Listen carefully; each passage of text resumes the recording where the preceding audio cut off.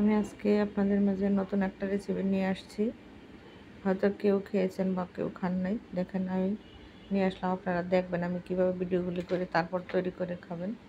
দেখেন আমি প্রথমে পটলগুলি নিচে উপরে আঁচড়ে নিলাম এবং এখন ভিতর থেকে পটলের সবগুলি বিচি বের করে দিব। আপনারা এইভাবে করবেন, ভালো লাগবে। একটা নতুন নতুন রেসিপি খাইতে ভালোই লাগে। সবগুলি আমি এভাবে বিচি ফেলে দিব।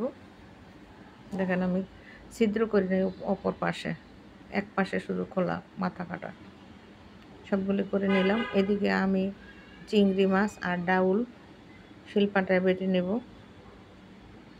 তার সাথে আমি একটু চিংড়ি মাছ বাটা হয়ে গেলে আমি একটু সরিষা, কাঁচামরিচ, এটা আদা রসুন সবগুলি আলাদাভাবে বেটে নিব। সবগুলি আমার বাটা হয়ে গেছে। এখন আমি কড়াইতে সরিষার তেল দিয়ে পটলগুলি ভালোভাবে ভেজে নেব। পটলগুলি ভেজে নেওয়ার পর আমি ঠান্ডা হতে দিব। এদিকে আমি পুর বানিয়ে নেব পটলের ভিতরে দেওয়ার। পেঁয়াজ দিয়ে দিলাম। পেঁয়াজগুলো একটু ভাজা হলে যে তেলে পটল ভেজেছি ওই তেলেই দিয়ে দিলাম আমি পুরটা। এখন আমি দিয়ে দিব মশলা, মরিচ, হলুদ, লবণ, আদা রসুন। আবার যেই পেঁয়াজ রসুন বাটলাম ওটা তো পরে দিব। এখন দিয়ে দিলাম চিংড়ি মাছ আর ডাউল বাটা, একটু পানি দিয়ে দিলাম কারণ শুকনা শুকনা এই জন্য পুড়ে যাবে। আমি দেখেন পুরটা বানিয়ে নিলাম, কম তেলে পুরটা বানিয়ে নিলাম। আটা আটা হয়েছে। এখন আমি ঠান্ডা হতে দিব। ঠান্ডা হয়ে গেলে আমি পুরটা পটলের ভিতরে আঙ্গুল দিয়ে চেপে চেপে ভরে নিব সবগুলি। দেখেন আমার ভরা হয়ে গেছে, একটু পুর বাকি বেঁচে আছে, ওই পুরটা আমি তরকারিতে দিয়ে দিব।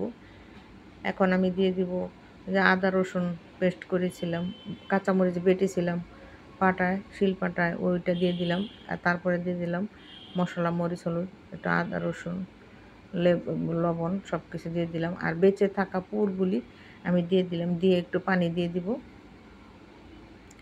দিয়ে ভালো করে মশলাটা কষিয়ে নিব। কষানো শেষ হলে আমি একটু টমেটো সস দিয়ে দিব।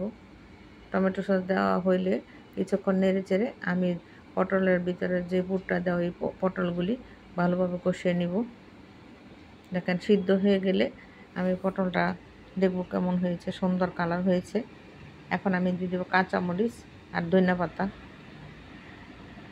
এখন কাঁচামরিচ ধনিয়া পাতা দেওয়া নামানোর আগে, আমার তো তরকারি হয়ে গেছে দেখেন কত সুন্দর। এখন নামানোর আগে আমি দিয়ে দিব ঘি, যেই প্রকারের ঘি খান। আমি 1 চামচ ঘি উপরে ছড়িয়ে দিয়ে ডেকে রাখবো। দেখেন আমার তরকারিটা হয়ে গেছে। আপনারা এভাবে করবেন এবং আমার পাশে থাকবেন, লাইক কমেন্ট শেয়ার দিয়ে এভাবে তৈরি করে খাবেন, ভালো লাগবে। সবাই সবার সাথে ভালো থাকবো এবং সবাই সব ভিডিওতে সবাই কমেন্ট করবো। ভালো থাকেন, সুস্থ থাকেন। আপনারাও এভাবে